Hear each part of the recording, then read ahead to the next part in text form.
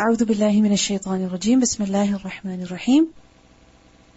Lesson number 172, Surah Al-Muminun, ayah number 1 to 22. Surah Al-Muminun. Al-Mu'minun is the plural of mu'min. And mu'min is a believer. And the surah is named Al-Mu'minun because the mu'minun are described at the beginning of the surah. That who are the believers? What qualities do they possess? What are the actions that they perform? So because they are mentioned right at the beginning of the surah is given the name Al-Mu'minun. Surah Al-Mu'minun is a Makki surah and it was revealed after Surah Al-Anbiya. The surah has 118 verses. It is also reported in An-Nisa'i that someone asked Aisha radhiyallahu anha about the character of the Prophet sallallahu alaihi wasallam. What his character was like. Describe that to us, please. And Aisha radhiyallahu anha, she said that his character was the Qur'an.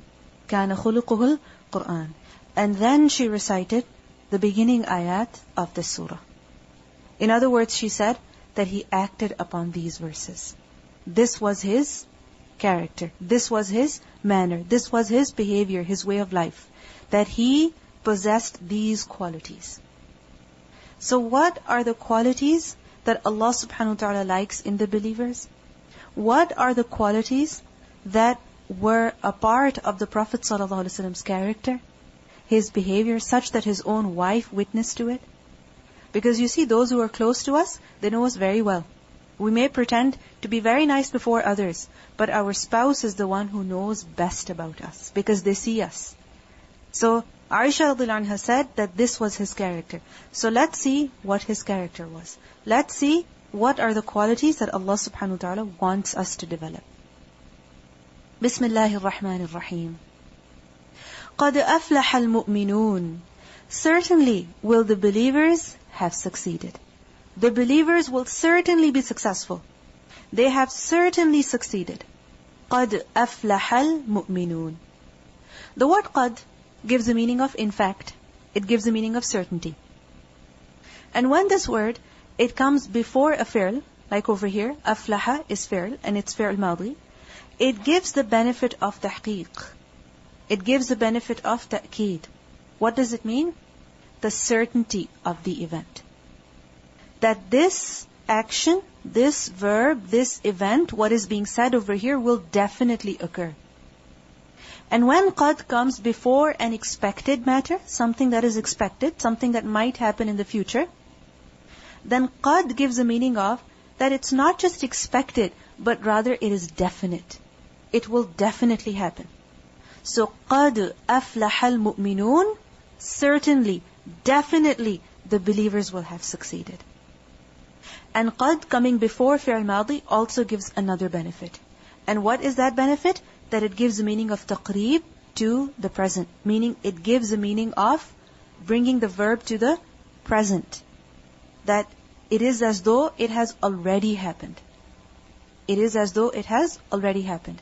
Just as when the iqamah is said before the salah. What is said? قَدْ قَامَتِ الصَّلَاةِ. Whereas in fact the salah has not already started. Isn't it so? So قَدْ قَامَت meaning it is about to. It is as though it has already started. So قَدْ أَفْلَحَ الْمُؤْمِنُونَ meaning certainly they will be successful, and it is as though they have already succeeded. It is as though they have already succeeded. And أَفْلَحَ, the word that has been used for success over here, is from the root letters fa, lam, ha. From the word falah. And falah is success. What does the word literally mean? Falh literally means to split something, to cleave, to break open. From the same root is the word fallah. And who is a fallah? A farmer. Because what does a farmer do? He tills the land. He breaks it open. He cuts it open in order to sow his seeds. In order to prepare his ground so that he can grow some plants over there. So fallah is a farmer. And falah is success. So what's the connection between a fallah and falah? Because a farmer, what does he do? He tears open the earth, he cleaves it open, he puts in the seeds, Does he say bye, see you next year? No. He has to come and watch over, take care of, maintain his field every single day. He cannot neglect it even for one day. So the first thing that we see in the farmer is hard work. Extremely hard work. And you see, a farmer, when does he have to go into his fields? When it's extremely hot. Isn't it so? Because generally you would grow in summertime. And at which time of the day? Noon. Around noon, when the sun is up, when the sun is extremely bright, when the heat is at its peak. That is the time when the farmer has to go. And it involves a lot of physical labor. Typically when people are working, what do? They just have a screen in front of them, write something here, give a command here. You have a phone, you can tell somebody to do something. But a farmer, what does he have to do? He has to go and work himself. Even if he has a lot of machinery, doesn't he have to operate it himself? Is that machinery or the tractor that he's sitting in, is it air conditioned? No. He has to bear the heat. He has to bear the noise. He has to bear a lot of hardship. So the first thing that we see in a farmer is a lot of hard work. The second thing that we see in the farmer is consistency in the work. He cannot take a break. He cannot take a vacation for a week. He cannot miss one day. He cannot miss 2 days. No way. He has to be extremely consistent. So falah is such success. It is such achievement that a person obtains after putting in a lot of hard work consistently. This achievement, this success does not come easy. A person has to do something. And what does he have to do? A lot of work. And how much? How often? Consistently, every single day. And remember that falah is used for complete success. It's not used for partial success. Like for example, the farmer, if he is working in his fields, by the end, he has his produce, he sells it, he makes a lot of profit. What is that? Complete success. If a part of his field, he does not take care of it, or right at the end, the produce gets destroyed, is it going to bring him any success? No.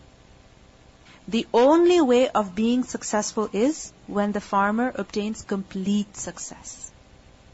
So falah is complete and not partial. So قَدْ أَفْلَحَ الْمُؤْمِنُونَ, the believers who possess these qualities, who have these characteristics, who do this hard work, who perform these actions, they are the ones who will certainly be successful. Certainly, this is a promise of Allah. And their success is going to be complete. Their success is going to be perfect. And what is that success? That they will enter Jannah and they will be saved from hellfire. But this success can only be achieved when a person does something. So what is it that these believers do? That is described in the following ayat. We learned that Abu Sa'id al-Khudri, he narrated from the Prophet ﷺ that when Allah subhanahu wa ta'ala created Jannah, when He made paradise, and He made structures, houses, the walls in Jannah, how? That 1 brick of gold and 1 brick of silver, as we learned from various ahadith. So when Jannah was made, it was fully made. Allah subhanahu wa ta'ala said to Jannah, takallimi, speak. And Jannah, it said, قَدْ أَفْلَحَ الْمُؤْمِنُونَ. Believers, they are successful. Why? Because they will enter me. Because they will enter this place. So قَدْ أَفْلَحَ الْمُؤْمِنُونَ. There is no doubt about their success. This is a fact. This is a promise. This is definite.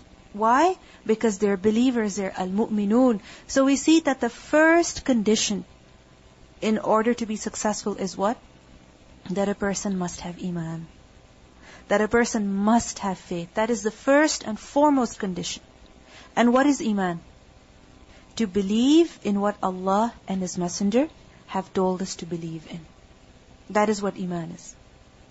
And if a person leaves out even one thing, even one aspect, then is his Iman acceptable? No.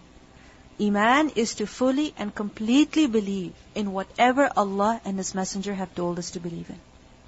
So those who have the correct belief, and they don't just have Iman in the heart, but rather they prove it with their actions, they are the ones who will definitely be successful. So what are the qualities that these believers possess?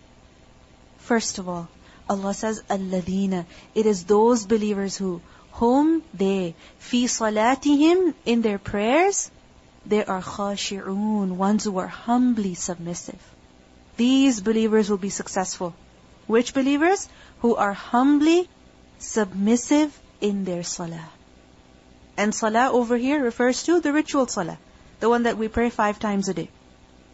Now what does it mean by khashi'un? Khashi'un is a plural of khashir.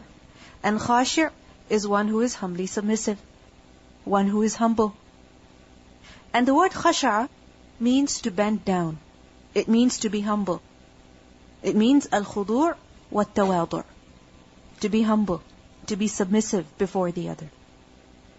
But khushu' does not just mean humility and submissiveness, but rather it also gives a meaning of sukoon. What does that mean? To become still. Like we have learned earlier, وَخَشَعَتِ الْأَصْوَاتُ. And on the day of judgment, the voices will be khasha'at. What does that mean? They'll be humbled, meaning they'll be silent. Nobody will dare to speak. Nobody will dare to utter a sound on that day. So khushu' means humility, submissiveness, but it also means sukoon, to become still, to become tranquil, to become peaceful, to not move, to not create any movement or any sounds. This is what khushu' is. So khushu' is the submissiveness of the heart. It is the humility that is in the heart. And it is such humility and such submissiveness of the heart that is reflected on the limbs. And when it is reflected on the limbs, what happens? The body, it becomes sakin. It becomes tranquil. It becomes peaceful. So khushu' is the fear, submissiveness, humility of the heart that is manifested in one's actions, in one's words, in one's posture, in one's behavior. So it is when a person is internally submissive and humble. And the reality is that when a person is humble and submissive in the heart, then automatically it will come out on the body. It will be shown in the actions of a person. So this is what khushu' is. On the other hand, there is khudu'. Khudu' with a dad. And khudu' is physical humility. Khudu' is physical humility. So khushu' is what? Humility of the heart that is manifested where? On the actions, on the limbs of a person. But khudu' is only physical humility. This is why it is said that إِذَا ضَرَعَتِ الْقَلْبُ خَشَعَتِ الْجَوَارِحِ. That when the heart is humble, then what happens to the limbs? Even they become humble. So there is a deep connection between the humility of the heart and the physical, the apparent humility. This is why we see that once a man, he was playing with his beard in the salah. You know, sometimes people are praying the salah, and they fix their hijab, or they scratch their arm, or they will move. So similarly, this man, he was playing with his beard in the salah. And the Prophet ﷺ, when he saw that, he said, لَوْ خَشَعَ قَلْبُ هَذَا لَخَشَعَتْ جَوَارِحُهُ.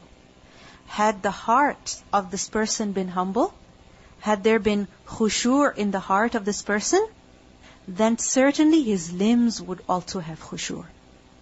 So what does it show to us?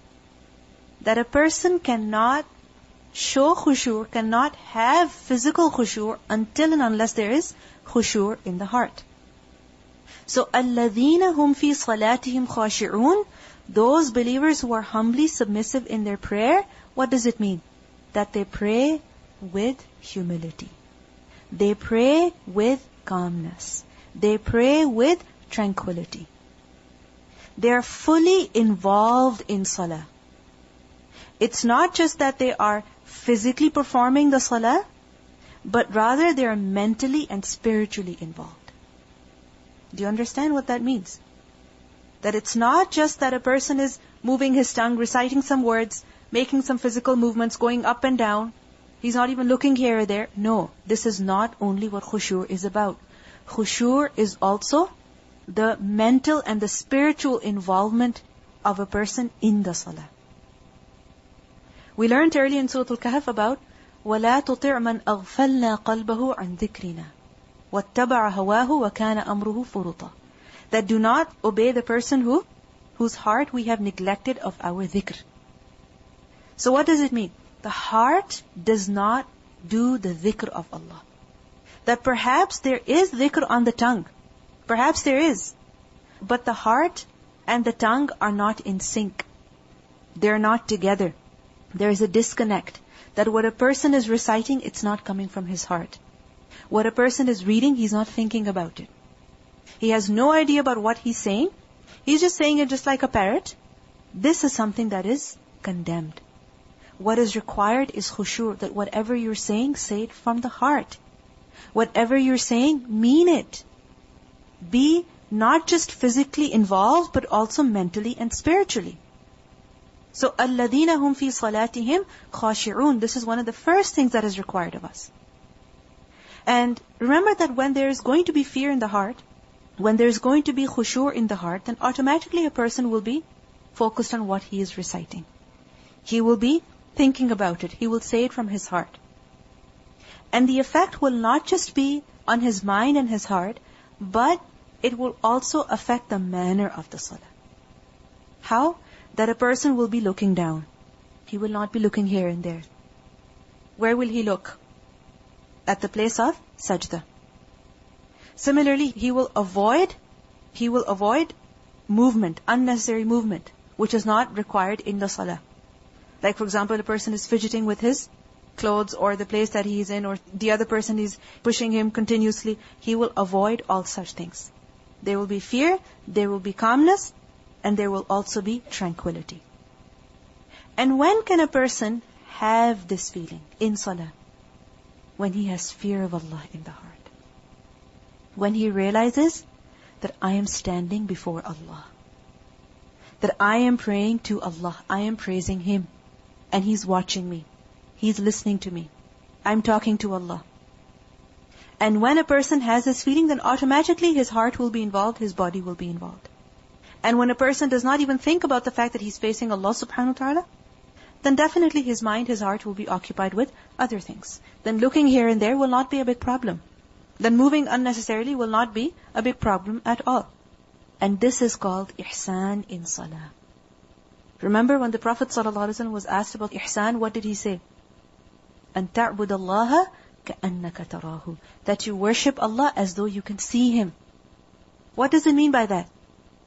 That you are fully involved in the salah, mentally, spiritually, physically, with your heart and your body, fully involved in salah.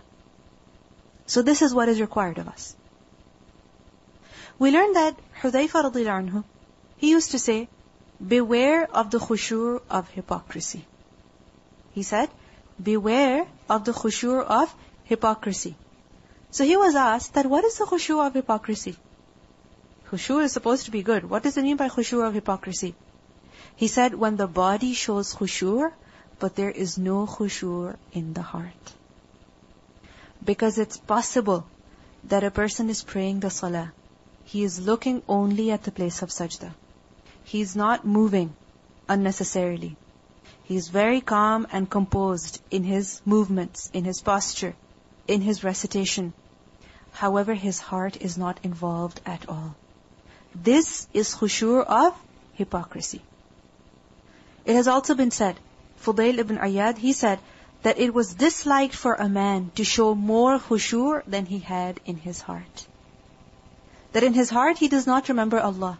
But just because he's praying with people, just because he is praying before people, he pretends to be having a lot of khushu. It is said that once, one of the Salaf, he saw a man showing khushu in his shoulders, that he had really lowered his shoulders, his body, and he was very composed and calm. He had really lowered himself. And it was said to him, oh so-and-so, khushu is here. And the man who said that to him, he pointed at his chest, that khushu is here. And he said, not here, and he pointed at his shoulders. That yes, physical khushu is necessary. However, what is required of us is that we are humble and submissive in the heart. That we remember Allah, that we fear Allah in the salah even. It's not just that we are physically involved, but also with our heart, with our mind. So if a person makes it seem as though he has a lot of khushu, that outwardly he's crying, or that he's praying a very long surah, he's reciting a very long surah, he's standing up in qiyam for a very long time, he puts a very sad expression on his face, but in his heart he has not submitted, then this kind of khushu is what? It is of hypocrisy, it is of nifaq. Because what is nifaq? It is to يُخَادِعُونَ اللَّهَ وَالَّذِينَ آمَنُوا, that a person is trying to deceive Allah and the believers. That look, I have so much khushu, but in the heart he's thinking about what he saw on the TV the other day. But on the outward, it's as though he is praying so beautifully. This kind of behavior is highly condemned. This kind of behavior is not acceptable at all. And you see, when you really have regard for someone, when you really have respect and honor for someone, then you don't have to pretend to show it. Isn't it so? It will come out naturally. You will not have to pretend it. So if a person really has fear and humility in his heart, it will come out. He does not need to make a fake display of it. Remember that. If you really have fear of Allah in your heart, if you're really involved in the salah mentally, spiritually, then automatically your body will be humble. Automatically, your salah will be calm and tranquil. And if there is no khushu' in the heart, no matter how much you pretend, still it will manifest. The hypocrisy, the fake display will be obvious to the people. Just as that man who was trying to show a lot of khushu', and the other person, what did he say to him? That khushu' is not on the shoulders. Where is it? It's in the heart. So when a person pretends, he cannot hide the reality. So what is required is that in our hearts we fear Allah subhanahu wa ta'ala. And we learn in Surah Al-Baqarah, ayah number 45, that Allah subhanahu wa ta'ala says, وَإِنَّهَا لَكَبِيرَةٌ إِلَّا عَلَى الْخَاشِعِينَ, that indeed salah is difficult except for those who are humbly submissive. khashi'een. For them, salah is not difficult. Why? Because it's coming from the heart. They are mentally involved. Their heart is involved.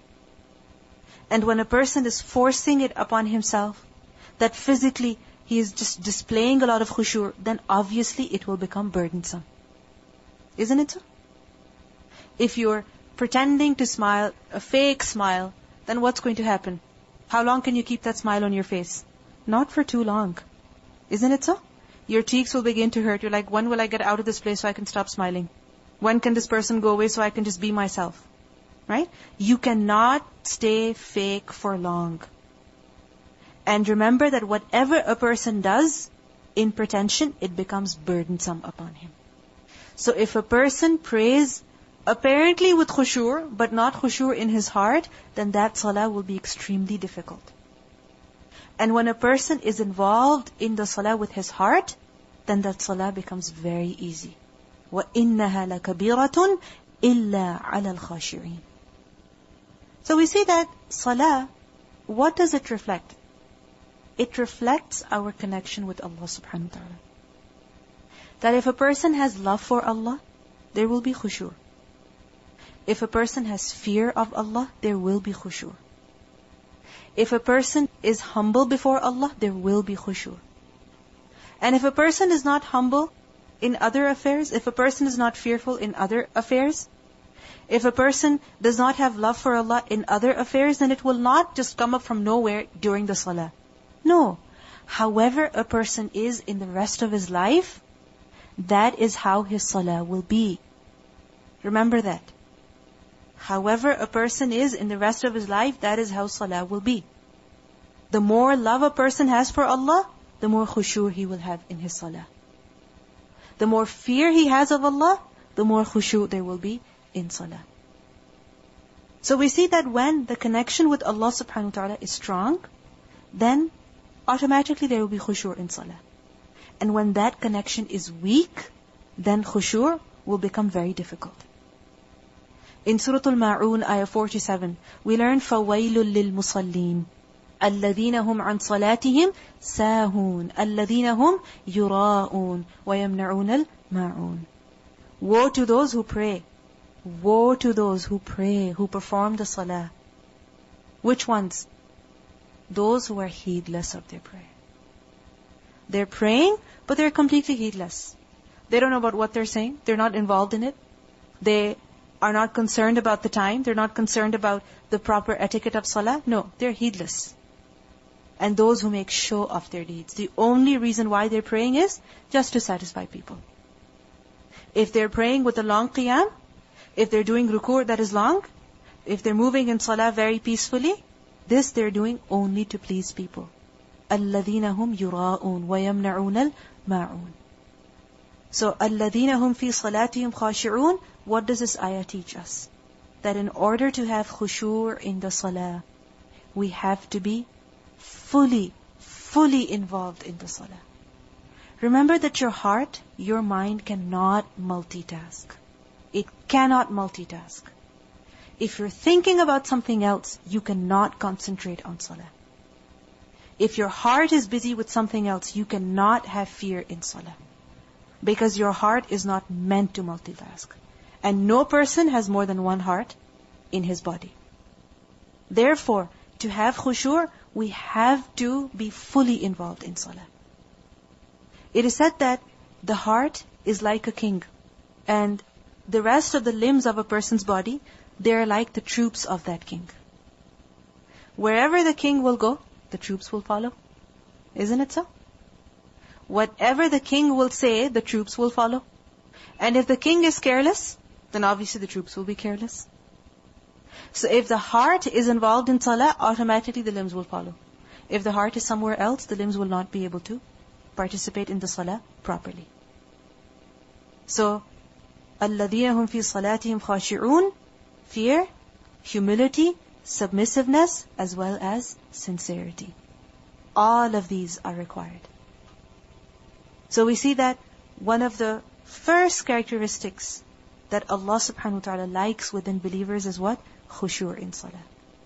Because when a person performs salah with khushu', then he is remembering Allah. And we learned earlier, وَأَقِمِ الصَّلَاةَ لِذِكْرِي. Establish the salah for my remembrance. Now tell me something. What is it that prevents us from having khushu' in salah? What makes it difficult to have khushu' in salah? Think about it. What makes it difficult? What is it that distracts us? What is it that takes that feeling of humility and submissiveness away? What is it that does not let us focus in salah? Sins, كَلَّا بَلْ رَانَ عَلَىٰ قُلُوبِهِمْ مَا كَانُوا يَكْسِبُونَ. That when a person commits sins, then what does that sin do? It rusts the heart. And when the heart is rusted, can it function properly? No.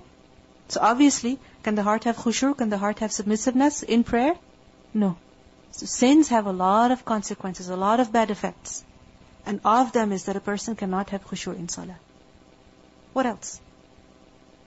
Distractions that are around a person. So for example, if you're praying while the TV is on, or while something is playing, or while people are talking, or you're praying at a time when, you're extremely busy, your phone is ringing, then at that time, will you be able to concentrate? No. What else? Overeating. That if a person has overeaten, and it's extremely heavy, greasy food, then in his salah, what will he be thinking? I ate too much. Movement will be difficult. He will be physically lethargic. Isn't it so? When you have such food, your body becomes busy in digesting that food. All of the energy is concentrated where? Around the stomach. And the blood, it's not there in the brain anymore. It's not as much as it should be. And because of that, your brain, it cannot function properly. You cannot be mentally active when you have overeaten. Because your entire energy is concentrated in breaking down that food. What else? Other chores that a person has to do. But does it mean that a person should do everything first and then go and pray? Because if you think about it, the chores, they never end. Isn't it so? They never end. However, when a person has to pray, he should not pray in such a state that you're needed over there urgently. Like for example, you've put something on the stove and you have a feeling it might get burnt, it might not get burnt. Let me go pray. Now in your prayer, you're constantly be worried about that food. Isn't it so? If you have the time, if there is enough time for you to pray after the food is prepared, then pray afterwards. However, if there isn't much time, then what should you do? Ask somebody else to watch it. What else? Arrogance. That if a person is arrogant, he thinks that he doesn't need to submit, then obviously he will not be able to submit in Salah. He will not be able to show any humility in Salah. Yes, not preparing yourself well before Salah. Like, for example, if a person is not wearing proper clothing, especially women, like you are wearing such pants which are not that long, that do not cover your feet properly. So every time you'll go in ruku', what will happen? You'll be afraid, are my ankles showing? Are my feet showing too much? You go down in sujood, you're concerned, are my feet being exposed? So, similarly, if the hijab is silky, if the hijab is such that it does not cover you properly, what will you be concerned about? Is my awrah covered? Am I covered properly or not? And constantly you'll be moving, you'll be fixing your hijab, you'll be tucking your pants under your feet. Constantly that will be going on. So, it's extremely important that we dress properly before performing the salah. We are fully ready for it. That, for example, for Fajr, if you get up to pray, you don't even brush your teeth, and you don't even perform the proper wudu, and you're praying, and the bad breath bothers you, and you're like, let me just go over it, and you're sleepy because you haven't really performed wudu properly, with perfection, which is why you still haven't woken up fully, and you're in your bedclothes. So obviously what's going to happen? You will not be able to concentrate in salah. So for salah, we should prepare ourselves. What else prevents us? Not understanding the meaning of what you're reciting. This makes a huge difference, a huge difference. If you know what you're reading, then obviously your heart will be involved. But if a person is reading just like a parrot, who has no idea about what it is saying, what those words mean, then obviously his heart will not be involved. When the heart will not be involved, will there be any fear and submissiveness? No way. Can the body be involved properly then? Not at all. So it's extremely important for us to know, to learn the meaning of the words of salah. It's a must. It's a must. So when we teach children about how to pray, we should also teach them about the meaning of salah. What else? So for example, when a person prays at a time when the salah time is about to be over, when there's only a few minutes left, then you're hastening through salah. Because you see, khushu' is that you are calm, you're tranquil, you're peaceful. Not just in the heart, but also physically. When can you pray peacefully? When you are mentally calm. And when you have this fear that, oh my God, a few minutes left, oh my God, 1 minute left, then obviously you will not be able to pray peacefully. You'll be rushing through the salah. What else?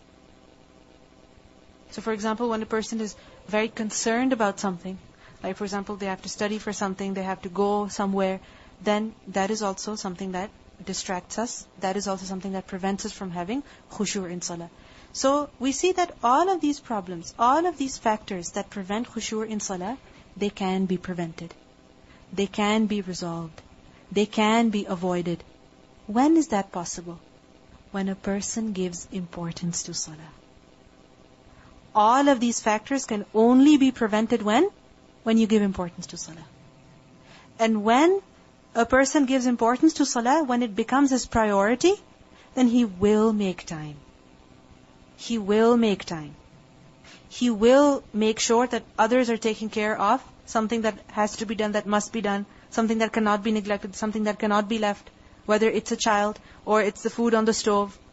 Why? Because you prefer the salah. So when a person gives priority to salah, then automatically khushu' will come. So الَّذِينَ هُمْ فِي صَلَاتِهِمْ خَاشِعُونَ, those who are humbly submissive in their prayer. So khushu' in prayer happens when? When a person empties his heart for salah. When his heart is only focusing on the salah and nothing else. The Prophet ﷺ warned us. He said, the first thing to be lifted up, the first thing to be taken away from this ummah will be khushu', until you will see no one who has khushu' in salah. The first thing that will be taken away from this ummah is khushu', until you will see no person who has khushu' in the salah.